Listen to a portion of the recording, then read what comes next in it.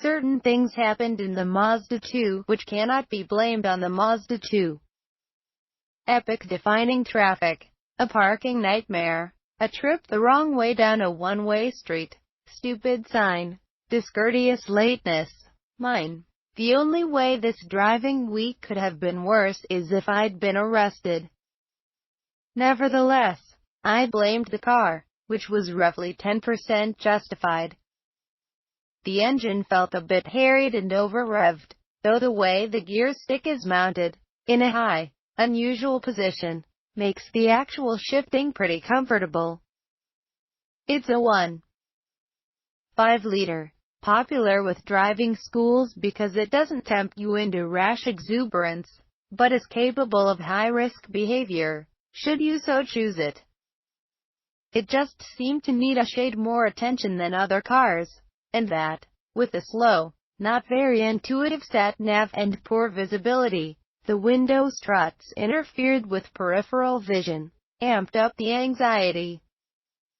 The pearlescent paint and light stone leather seats. I'm sure there are people who get a thrill from such things, but for me they reflect an 80s sensibility, like a shiny tracksuit.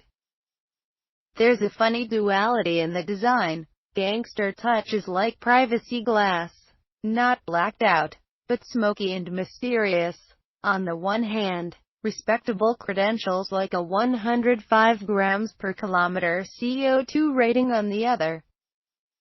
The combined mileage is great, even though the tank isn't big, so you don't go miles without having to fill up.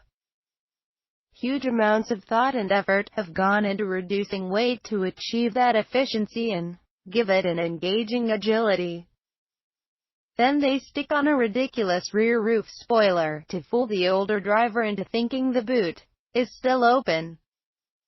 It occupies this curious space between mischief and seriousness, as though it were designed for a trainee mobster.